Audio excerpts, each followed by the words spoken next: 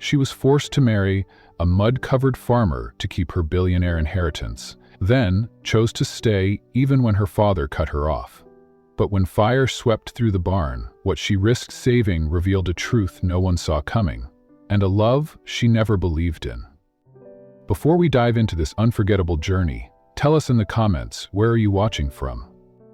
If stories about love, sacrifice, and second chances speak to your heart, hit that subscribe button, because tomorrow we're bringing you another powerful story you won't want to miss.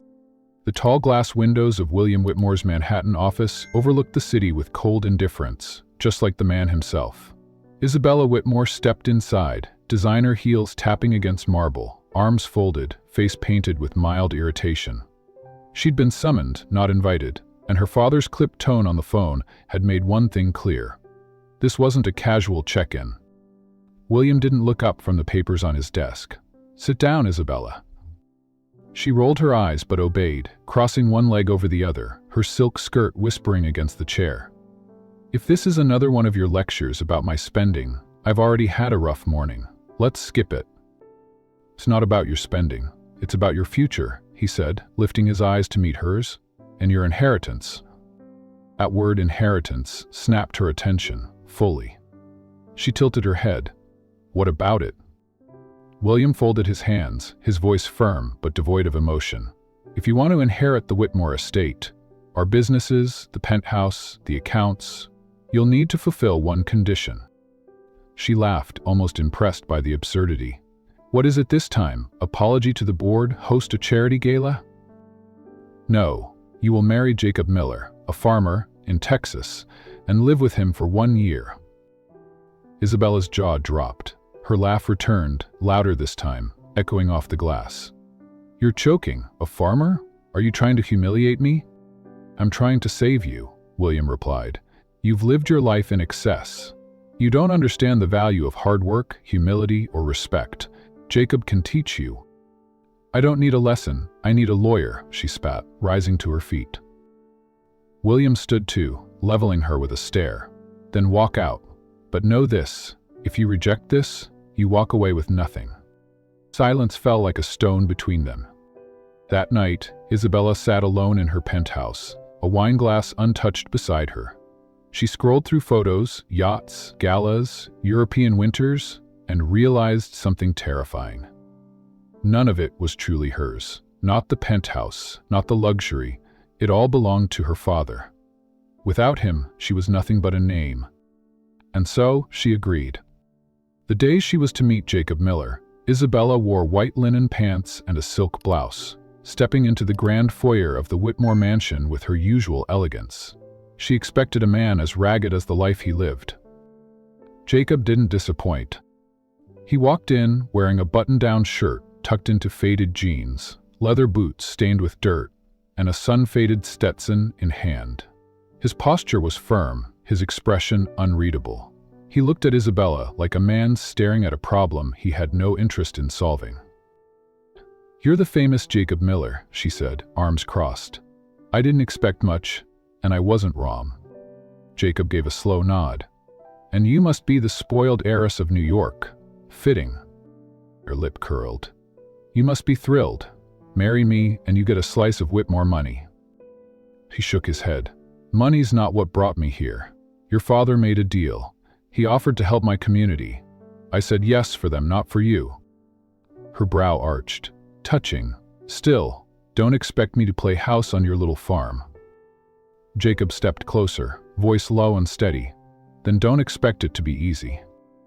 The tension between them crackled like static in the air, until William entered and cleared his throat. "Enough. The wedding is in a week. Make peace with it." Isabella looked at her father, then back at Jacob. Neither of them smiled. She had never felt more cornered in her life.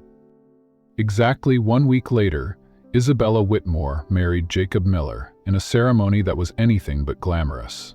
No guests, no choir, no shimmering chandelier. Just a courthouse, a dusty parking lot, and a justice of the peace who barely looked up from his script. Isabella wore a plain white dress, off the rack, and stared straight ahead during the entire exchange of vows. Her hands trembled slightly as the judge reached the part about exchanging rings. Jacob looked at her, then at the judge. "I think we don't need more symbols than we already have here." Isabella didn't argue. "No, we certainly don't." The marriage certificate was signed in silence.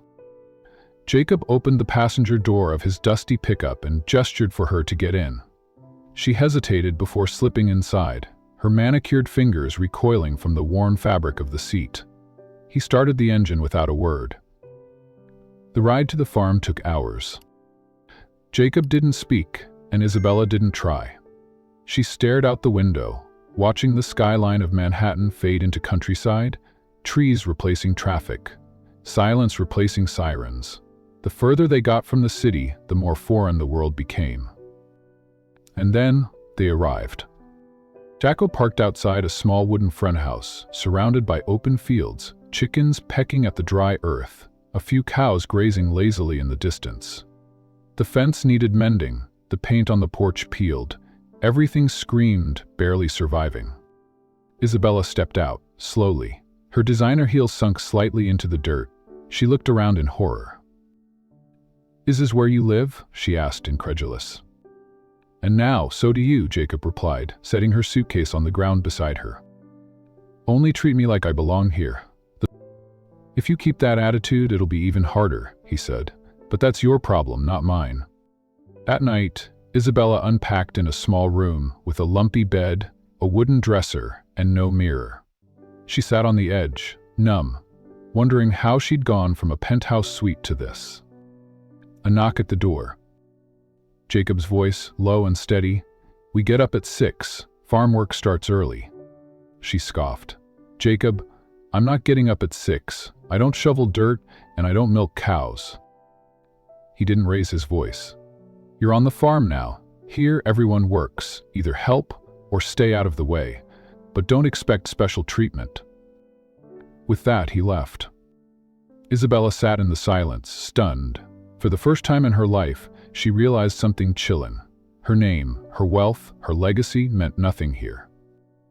And for the first time, she felt completely. The first morning came too early for Isabella Whitmore. At precisely 5:59 a.m., a rooster crowed directly outside her window, like some feathered alarm clock programmed by the devil himself. She groaned, rolled over in the too-firm bed, and pulled the scratchy quilt over her head.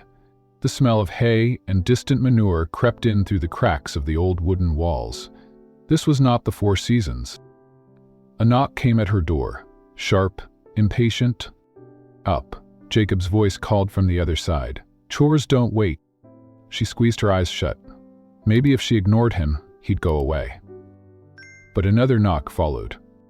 5 minutes, Isabella." She sat up, disheveled and annoyed. "You're not my father." "Good. He clearly didn't do you any favors." The retort stung. She threw on the cleanest clothes she could find, a white blouse and black jeans, not at all suited for anything farm-related, and stomped outside. The light was golden and soft, the kind that should have been romantic, but all she saw were boots covered in mud, chickens pecking freely like savages, and Jacob standing by the barn in a flannel shirt and worn jeans, looking like a man completely at home in this mess. He handed her a pitchfork. "What am I supposed to do with this?" she asked, staring at it like it had personally offended her. "Shovel the hay, clean the stalls, feed the goats. Water troughs are dry." "I'm sorry, goats." Jacob pointed, and sure enough, 2 beady-eyed goats stared at her from behind a crooked fence, chewing something that definitely wasn't grass. "I went to Yale," she snapped. "And here," Jacob said coolly, "your last name and your Ivy League degree mean about as much as a broken fence post." She glared at him. "You're enjoying this, aren't you?" He didn't answer, just turned and walked off. The day dragged. She scoffed at everything, the stink of the stable, the scratch of hay against her skin, the flies that didn't seem to care she was a witness. She refused to touch the feed buckets, and when Jacob asked her to help guide a cow into a different stall, she shrieked and climbed onto the fence rail. By noon, she claimed a migraine, said the heat was too much, that her blood sugar was dangerously low. She retreated inside, dramatically collapsing onto the couch and curling up with a throw blanket. Jacob didn't even blink. "Be ready tomorrow. The pigs don't take sick days." She groaned louder for effect. But the next day, the pattern repeated. She'd appear just long enough to scowl at the animals and then disappear back into the house. On the third day, she didn't even bother getting out of bed. Jacob knocked. Just once. "The world still spins without you." She muttered something into the pillow. Eventually, she wandered outside again, sun glaring off her sunglasses, her boots still pristine.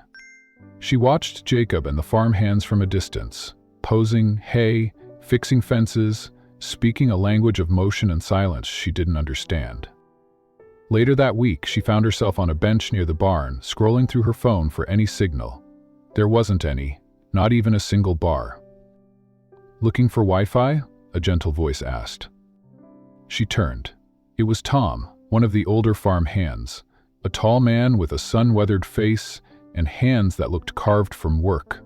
He held a pail of chicken feed in one hand. "I'd settle for cell service at this point," she sighed. Tom chuckled and sat beside her, setting the pail down.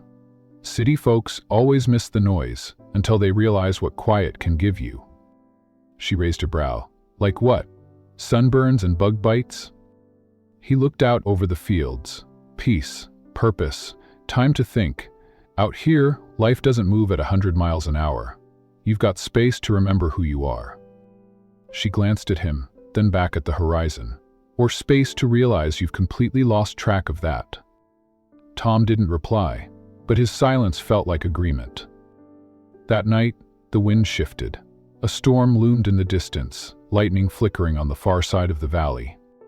Isabella sat on the porch, arms wrapped around her knees, listening to the creak of the wood beneath her. The house was quiet. Jacob had made dinner, but she hadn't come down. Guilt had gnawed at her stomach more than hunger had. She heard the door open behind her. Jacob stepped out, a mug of tea in his hand. He handed it to her without a word and sat beside her, the silence settling easily between them. "I talked to Tom today," she said finally. "He said this place gives people time to remember who they are." Jacob sipped his tea. "He's not wrong. I don't know who I am here." He looked at her, but his voice stayed even. "That's not a bad place to start." She let out a breath. "This feels like punishment." "It's not," he said quietly. "You're not being punished, Isabella. You're being offered a choice." She turned toward him. "Choice? To wake up, to see life differently, to see yourself differently." Lightning lit the sky again, silent and distant. She stared at her hands. "I've always been told who I should be, what I should wear, who I should marry. Even this whole thing with you was just another rule my father laid out." Jacob nodded slowly. "And yet, you're still here." She bit her lip. "For now. You could leave. And but you haven't." She looked out across the fields, where the barn lights glowed faintly. "I want to believe there's more to me than champagne galas and designer shoes. But what if there isn't?" Jacob leaned back in his chair. "Then you'll know. But pretending you don't care about any of this won't change the truth." She was quiet for a long time, just listening to the night. "I thought this would be temporary," she whispered, "that I could outlast the year and go back to my life." Jacob's voice was steady. "And now?" She didn't answer, because she wasn't sure anymore. The days passed, and while her resistance didn't vanish overnight, it began to crack. On a particularly cool morning, she ventured outside before Jacob knocked. She didn't touch the pitchfork yet, but she didn't run from it either. Later, she walked past the chicken coop, and one of the hens flapped at her wildly. She shrieked, then burst into laughter. Jacob, from a distance, just shook his head, but a smile tugged at the corner of his mouth. In the evenings, she stayed out longer.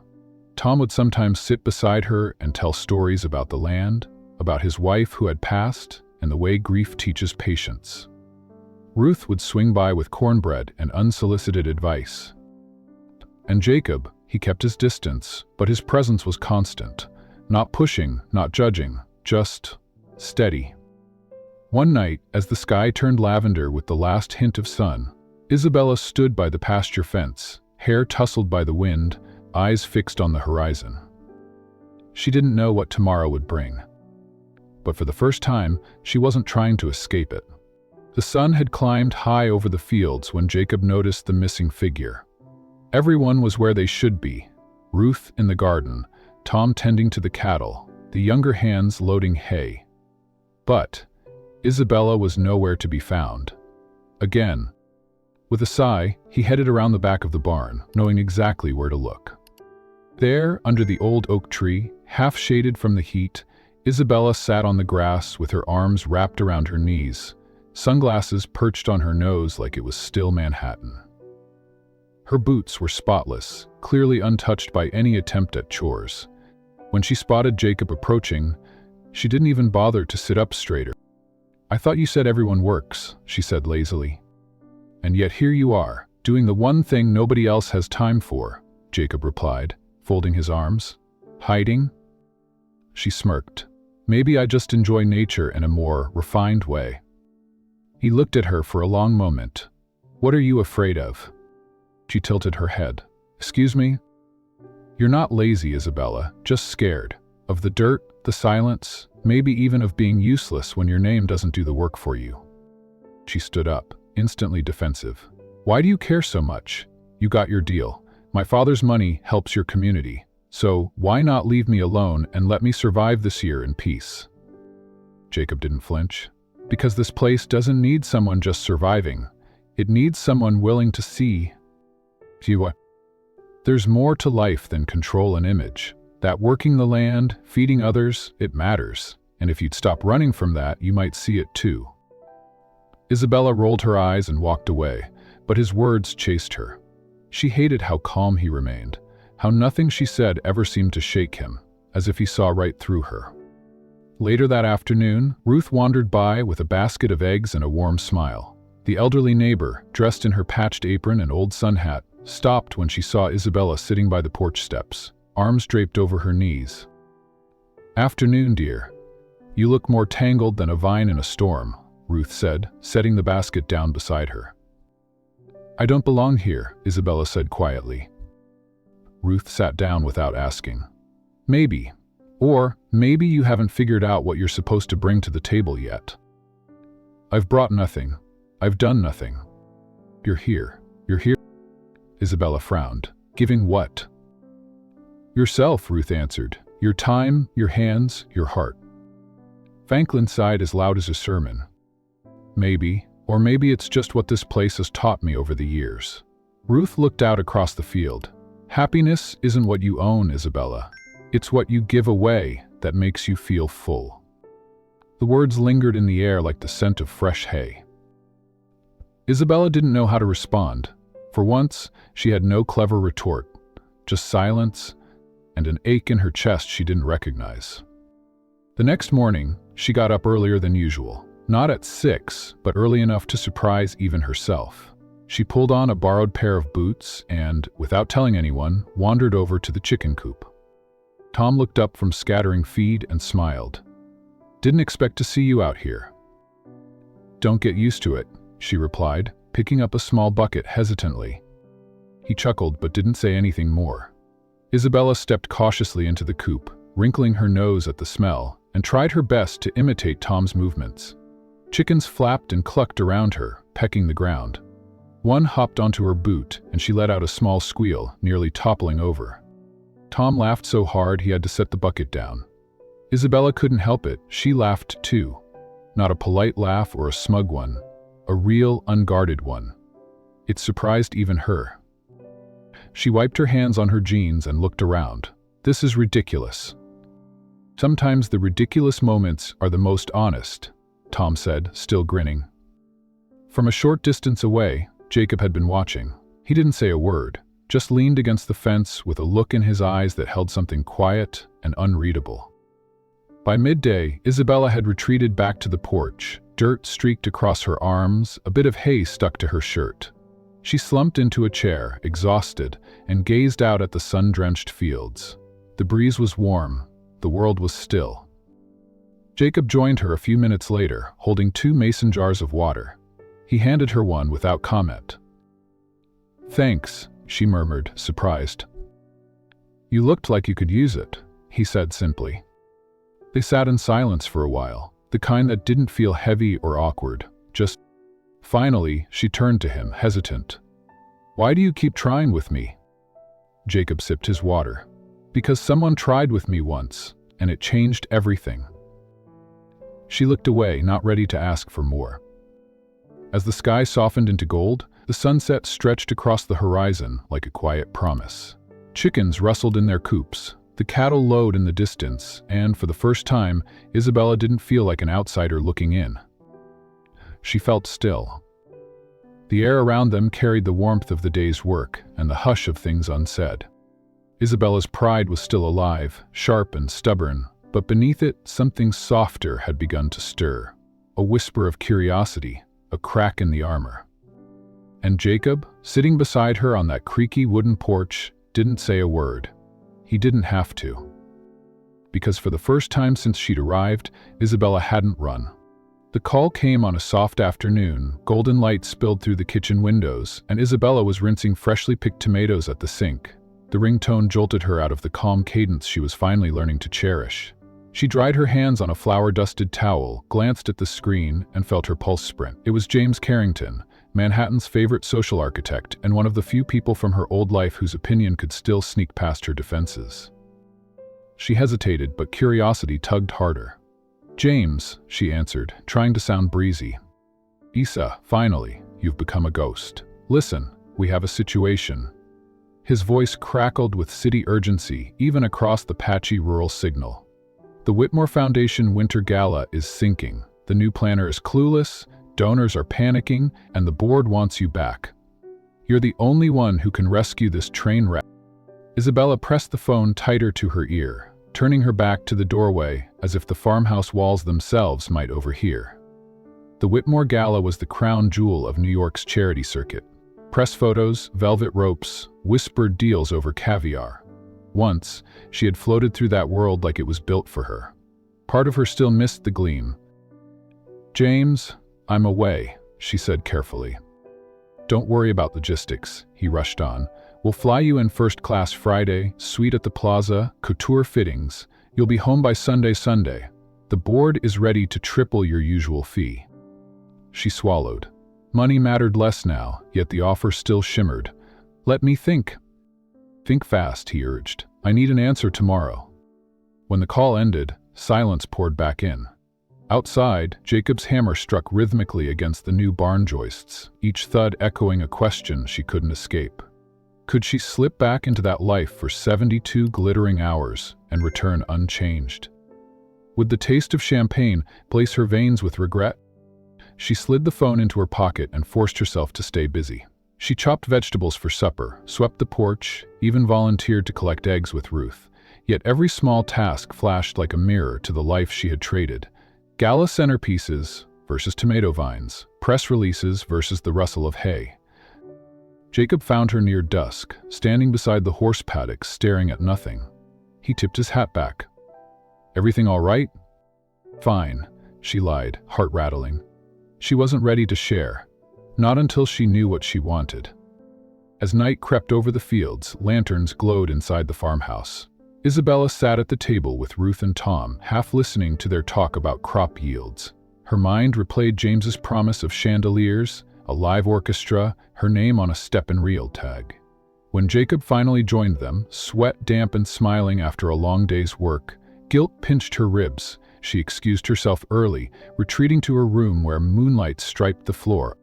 She opened her wardrobe. Designer dresses still hung there, relics she hadn't been brave enough to discard. She ran a thumb along a silk sleeve and pictured herself arriving at the plaza in that gown, cameras flashing, journalists noting her triumphant return. The vision sparkled and felt wrong, like wearing another woman's skin. Sleep was elusive. She lay awake, listening to cicadas, the hum of Jacob's truck as he made one last check on the animals, the hush that settled after he came inside.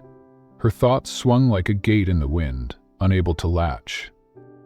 Near midnight she rose, padded down the hall, and found Jacob on the porch, boots propped on the railing, coffee steaming in his hand.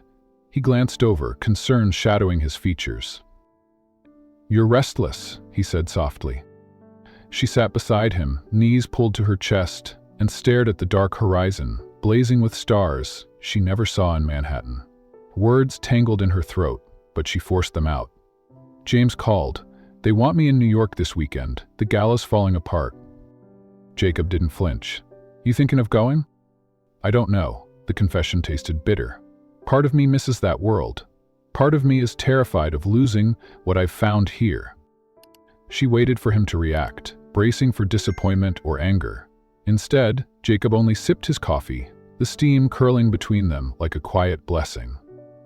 "If you need to go, go," he said. "Just know the city won't look the same once your eyes have learned to see this place ever again." Sleep finally claimed her in the small hours, and when dawn brushed the sky a pale rose, her decision had settled like dew on the grass. Quiet, undeniable. She would stay. The rooster crowed, but instead of burrowing under the blanket, Isabella rose. She tugged on jeans, tied her hair into a loose braid, and tiptoed downstairs. The kitchen was cool and shadowed. She struck a match, lit the old gas stove, and set a pan to heat. Cooking had never been her arena. Back in Manhattan, caterers handled everything. Yet she remembered Ruth's gentle lessons. Whisk the eggs slowly, add butter last, sprinkle salt from fingertip height. She sliced bread, spread strawberry preserves, brewed coffee strong enough to rouse the whole barn. The aroma filled the room, comforting and brave at once. Jacob entered, rubbing sleep from his neck, boots half-laced, expecting his usual morning scramble.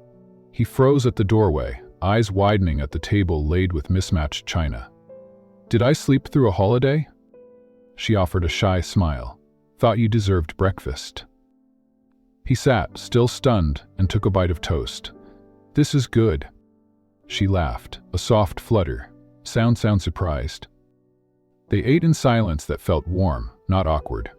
Outside, dawn unfolded, pale light over fields, the lowing of cattle, the start of another workday. When the plates were cleared, Isabella grabbed her gloves without prompting. All morning she worked beside Jacob, passing tools, steadying fence posts, even guiding a stubborn calf toward water. Her blouse smeared with dust, and yet she didn't retreat. Every small success earned her a nod from Jacob and an encouraging smile from Tom. Later, they paused beneath the shade of the newly framed barn. Isabella wiped sweat from her brow and noticed the quiet buzz of approval weaving through the crew. She felt it too, like a new pulse beneath her skin. During lunch, she checked her phone. One missed call from James, then another, and a single text, "Need your answer." She typed quickly, "Can't come, wish you luck."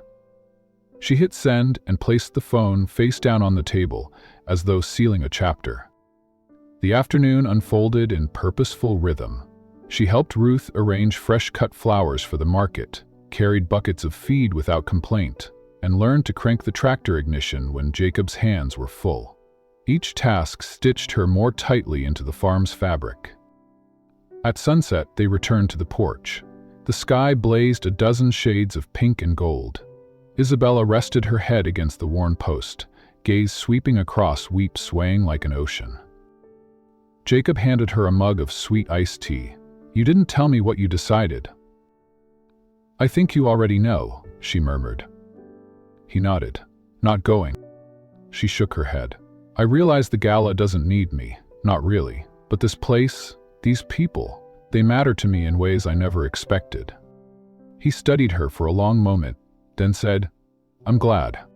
Fireflies sparked over the tall grass. In the growing dusk, Tom walked by with a toolbox, tipping his hat. Ruth called goodnight from the garden path. The simple gestures filled Isabella with a fullness richer than any standing ovation. She sipped her tea. "Do you think the city will notice I'm gone?" Jacob considered. "Maybe, but does it matter?" She thought about velvet ropes, champagne towers, and the applause she'd once craved. Then she thought about morning dew on cabbage leaves, the quiet hum of crickets, the way Jacob's laugh had sounded when she'd burned the first batch of eggs and started over without complaint. "No," she said finally. "It doesn't matter at all." A gentle breeze carried the scent of clover across the porch. Jacob set his mug down, reached out, and brushed a strand of hair from her cheek. "You fit here," he whispered. She closed her eyes, letting the moment breathe. "I didn't at first." "You do now." They fell into an easy silence, watching light fade from the sky until only stars remained. In that vast hush, Isabella felt something click into place, like a final piece in a puzzle she'd been assembling without instructions. Their choice was made, for good. The sound of wheels crunching over gravel cut through the morning calm like a blade. Isabella looked up from the garden path where she was helping Ruth replant herbs. A sleek black luxury car pulled up at the edge of the farm, dust curling around its polished body like an unwelcome veil. The moment she saw it, her breath caught. It was her father's. William Whitmore stepped out of the back seat, dressed in a pristine navy suit and Italian leather shoes that immediately sank into the soft dirt. His silver cufflinks glinted under the sun, but it was his face, tight-lipped and unreadable, that made Isabella's stomach twist. He scanned the farm with an expression that bordered on offense. Chickens pecking nearby, a loose tarp flapping in the breeze, workers in denim moving hay. It was clear none of this belonged in his version of the world. Isabella stood up slowly, brushing soil from her hands. "Dad?" William's eyes met hers and narrowed, his voice clipped. "We need to talk." Jacob, who had just emerged from the barn, caught the moment. He didn't move closer, but gave Isabella a subtle nod before disappearing behind the stables. She understood. This wasn't his conversation to interrupt. She led her father to the porch, each step growing heavier.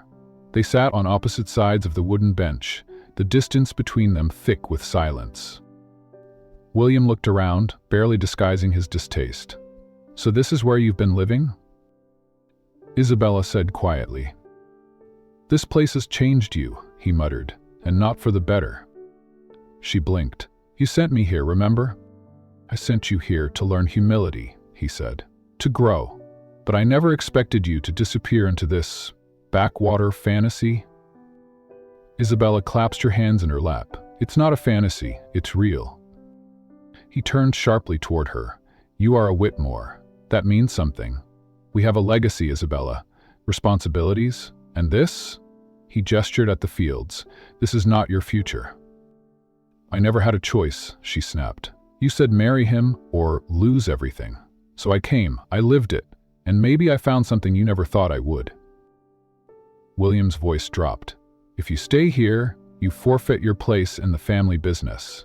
The estate, the accounts, the board seat, it all goes to the trustees. You'll be removed from the will." Isabella inhaled slowly. "You'd really do that?" He didn't flinch. "If you choose him and this life, then yes. Because it means you've chosen to abandon who you are." She stood, the porch creaking under her feet. "Maybe I'm just finally choosing who I want to be." That evening, the air was heavy with the weight of her father's ultimatum. Isabella wandered behind the barn, where the land stretched endlessly into the soft orange of sunset. She saw Jacob near the tool shed, mending a broken gate. He looked up as she approached, his eyes gentle, reading her expression before she spoke. "He came," she said, voice quiet. "Shh." He moved closer. He said, "If I don't leave you and go back to New York, he'll cut me off. From everything." Jacob set down the hammer, brushing his palms on his jeans. "I'm sorry." "I thinks? I'm throwing my life away." Jacob didn't respond right away. Then, with a calm steadiness, he looked at her and said, "This isn't about him or me. It's about you. What you want." Her voice cracked. "I don't know what I want. I just know that when I think about going back to New York, I feel hollow. But staying here, choosing this, means losing everything I've ever known." Chapelas stepped closer, his voice softer now. "Your happiness matters more than my pride. If you go, I won't stop you. I care about you too much for that. But if you stay, it should be because it's what your heart wants. Not out of guilt, not out of pressure." Isabella stared at him, eyes shining. "And if I don't know my heart yet?" "Then take the time. I'll still be here."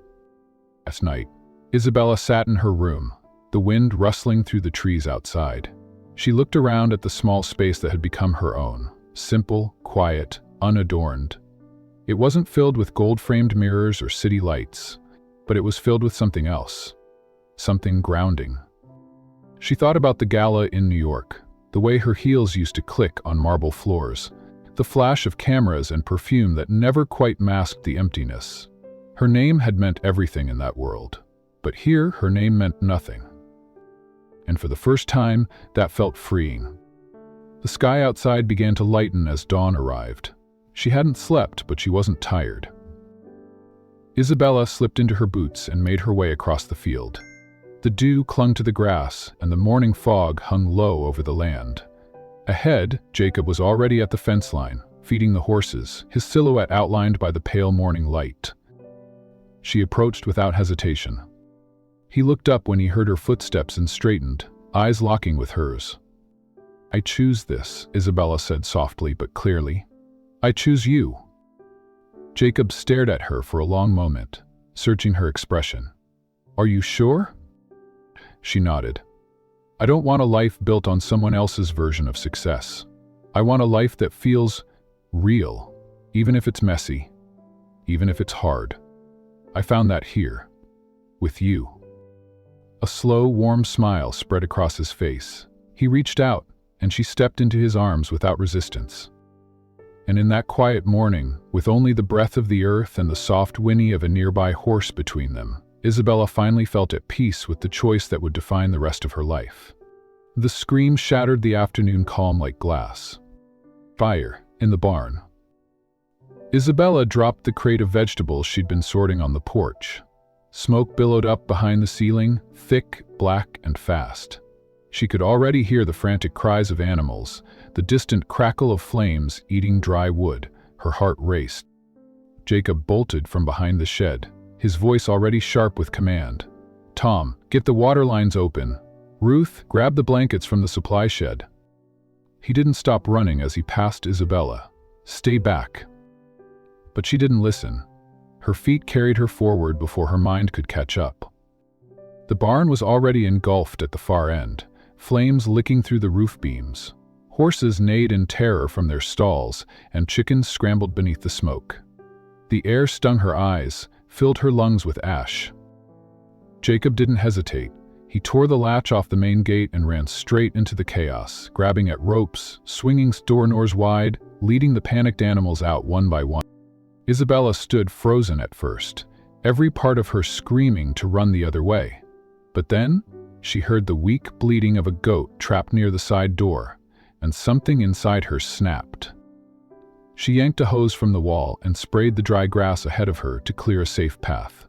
Then she dropped it and ran inside. The heat was suffocating. Soot smeared across her face as she ducked low, crawling under beams. The goat was stuck in a corner, trembling. Isabella didn't hesitate. She grabbed it by the harness and pulled, stumbling backward until they both broke into open air. Tom appeared at her side, helping her get the animal away from the blaze. "You okay?" She coughed and nodded, hair soaked with sweat and smoke.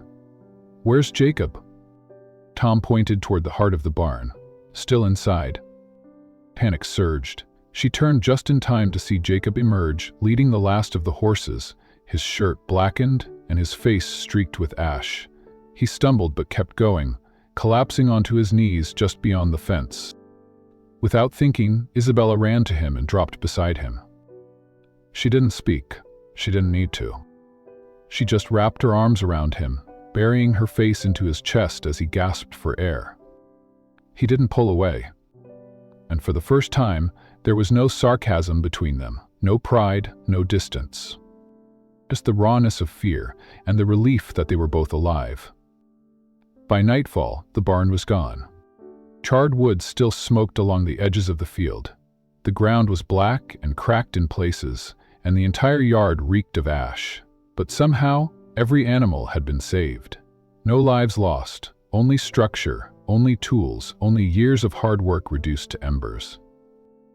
Arlie Jokin sat on the porch, silent, watching the smoke curl into the stars. His hands were blistered, his arms scraped. He looked older somehow, worn by what he'd fought to protect. Isabella joined him slowly, her own clothes stained, her fingers trembling from adrenaline that still hadn't faded. She didn't sit far away this time. She sat close, knees brushing his, eyes watching the same sky. "I see it now," she said softly. He glanced at her. "See what?" "Here, might. This matters. Why you never give up, even when everything feels impossible." Jacob didn't answer right away. Then he said, "You've always had it in you, Isabella. You just didn't know it yet." She looked down at her ash-covered hands. "I used to think life was only about winning, about being seen. But today, I didn't care who saw me. I just didn't want to lose what we had." He turned toward her fully. "That's what makes this place different. It teaches you what's worth holding on to." They sat in silence for a while longer. Then Isabella stood. "We're rebuilding." Jacob raised an eyebrow. "You sure you're up for that?" She nodded. "More than sure." The next morning, Isabella was the first one up. She went from door to door, gathering the workers, organizing tasks. She made a list of what supplies had been lost, what needed replacing, what could be salvaged. She found Tom and Ruth and asked them to spread word through the community. Within hours, people began to arrive, neighbors with spare lumber, others offering tools, buckets, and time. Jacob watched from a distance, his arms crossed, a mix of exhaustion and disbelief on his face. Ruth leaned beside him. "Told you she wasn't just passing through." By noon, Isabella stood at the center of the property, calling out instructions, helping carry planks, organizing the volunteers. Her voice rang with clarity, her eyes sharp with focus. The woman who had once scoffed at dirt now had straw in her hair and resolve in her bones. She moved like someone who belonged, and the others responded to her like one of their own. Later that day, as the frame of the new barn began to rise and the sun dipped lower in the sky, Jacob approached her. "You've changed." She wiped sweat from her brow and met his gaze. "No, I just remembered who I could be when I wasn't trying to prove anything." He smiled, the kind of smile that reached his eyes. "I'm proud of you." Isabella looked at the half-built barn, then back at him. "I think I'm proud of me too."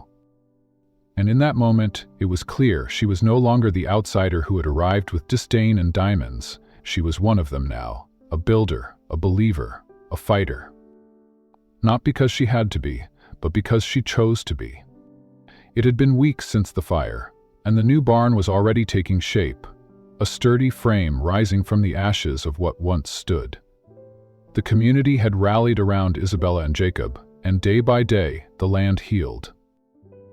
One morning, as the dew clung to the grass and the air held that early autumn crispness, another familiar car turned down the dirt road. This time, it didn't startle Isabella. She saw the sleek black vehicle before it even stopped and waited at the gate, heart steady. William Whitmore stepped out of the car, dressed in a tailored jacket and polished shoes, but something about him looked different. The edge had softened. His eyes didn't scan the farm with disgust, but with quiet reflection. He walked toward her slowly, stopping a few feet away. "You look different," he said. "Feel different," Isabella replied, wiping her hands on her jeans. He glanced at the barn in progress, at the people moving around with purpose, then back at her. "I heard about the fire. I know I wasn't there, but I'm glad you're all right." "I am." William paused. "I've been thinking about what you said, about choosing your own life. I didn't get it then, but seeing you here, I see now. You're happy, aren't you?" Isabella nodded. "I really am." He lowered his gaze for a moment. "I was wrong to try and shape your future for you.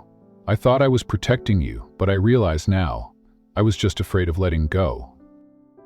Her throat tightened, but she said nothing. "I'd like to be part of your life again," he continued. "If you'll let me.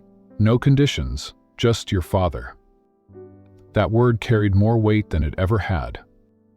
Isabella nodded, tears pricking her eyes. "I'd like that."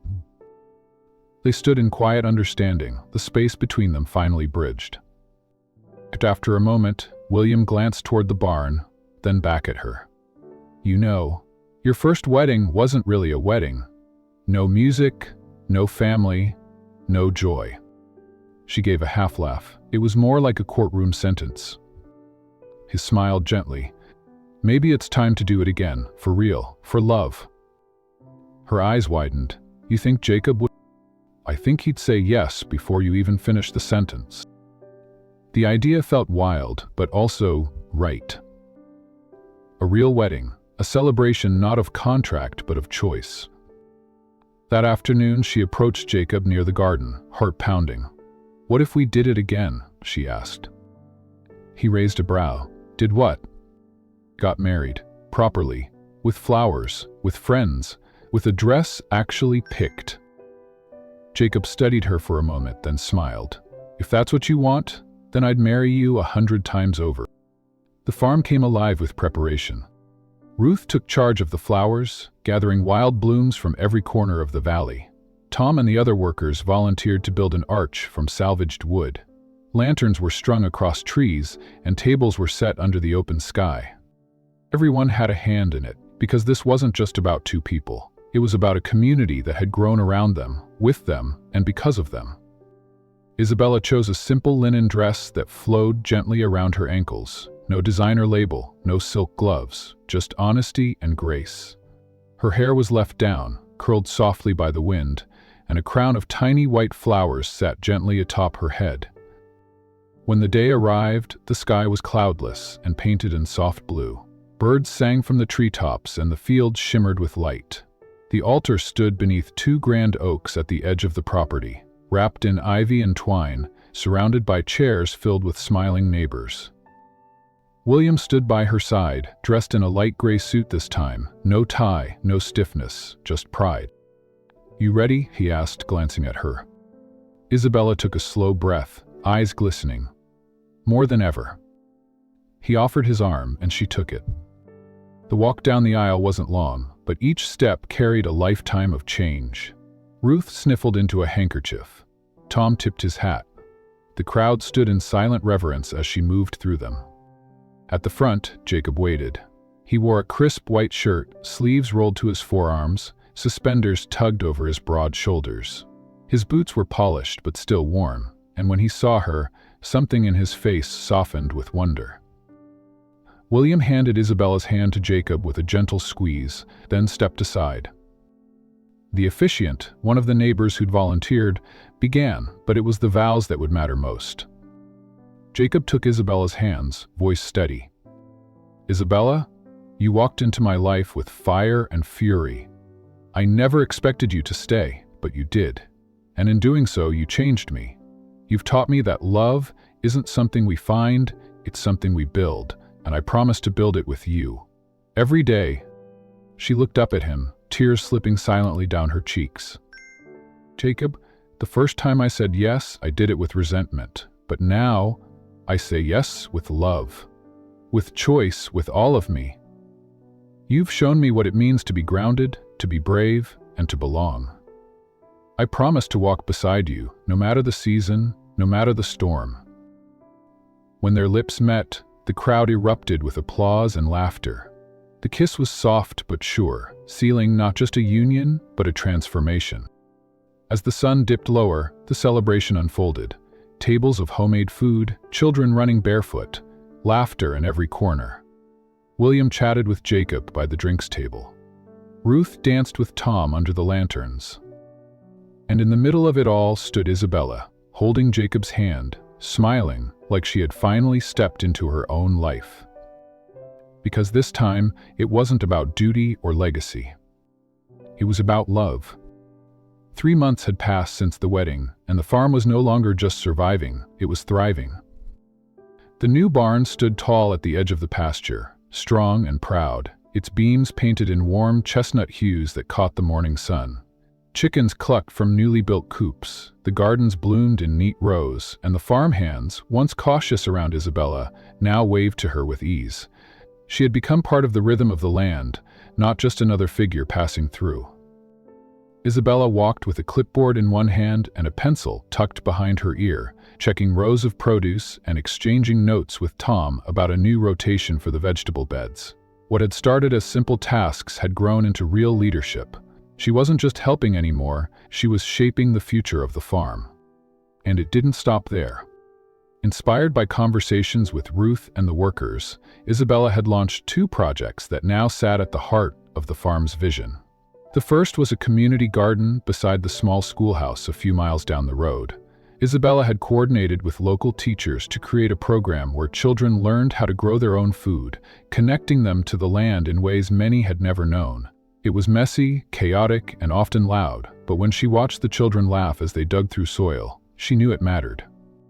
Second was a weekend market, small at first, with tables of produce, honey, homemade soaps, and crafts. But it grew faster than anyone expected. Locals from surrounding towns came by to buy, to share, to connect. Jacob handled logistics, while Isabella became the face of the operation, welcoming newcomers with dusty hands and a bright smile.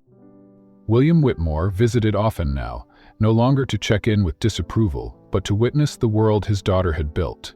He came dressed more casually each time, slowly shedding the armor of the corporate giant he had always been.